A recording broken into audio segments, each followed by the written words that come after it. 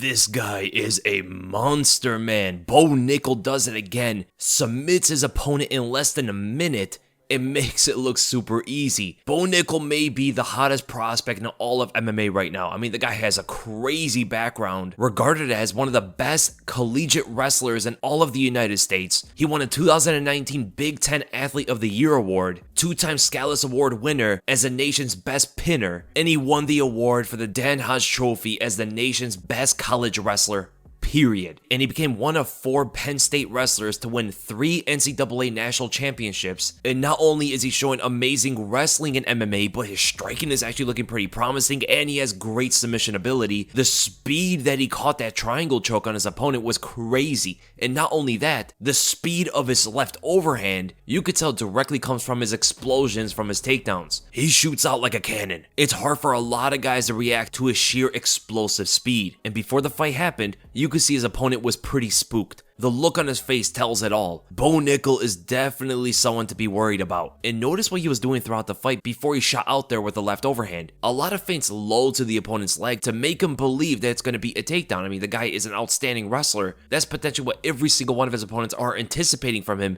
Some explosive takedown out of nowhere. But these fakes conditioned the opponent to drop his hands once he did explode for the left overhand, which create a big window for him to connect to the jaw. And once the punch landed, you could see that his opponent was out for a second. At the same time though, Bo Nickal was on to the next move. He went in for that knee tap and ran his opponent to the ground. His head whiplashed, so you can see there's no focus in his eyes at all. His opponent was out for a second, but the collision on the ground woke him up. That's a crazy amount of power from Bo Nickal, a guy who doesn't have a striking background. So not only is his wrestling, of course, something that all of his opponents are going to be worried about, but even now his striking, although not the most polished, but it is super dangerous. Him making you think that a takedown is going to come is going to open them up for his punches. It's the wrestler's advantage when it comes to the stand-up. You don't have to be as good of a striker. If you can merely just present takedown threats, the opponent is going to open themselves up enough for you to land any kind of punch that you want. All you have to do is just set it up intelligently. So by instinct, his opponent grabs onto Bo Nickal, tries to get up, and that's when the guillotine sets in there with an incredibly fast mount take from Bo Nickal, and eventually the opponent starts to panic.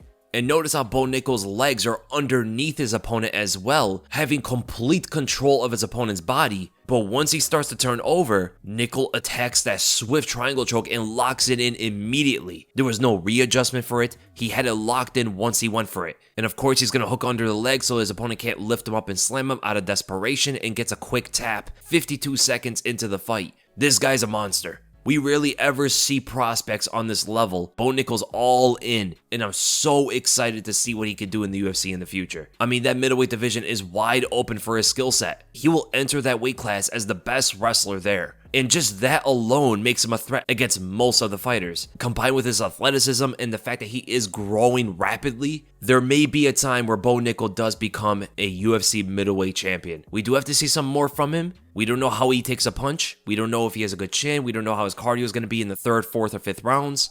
And what if an opponent actually stuffs like the 1st or 2nd takedown? How does he react to that and adjust in the fight? A lot of questions about Bo Nickal, but so far what we see from him, the guy is super promising. Funny that he called out Hamza Chimaev after, saying that he wants to fight him, and it is pretty interesting because Hamza doesn't have a lot of fights in his career. They're both around the same age. I'm not saying that they should fight each other, but that crossover might happen sooner than you think. I at least like the confidence.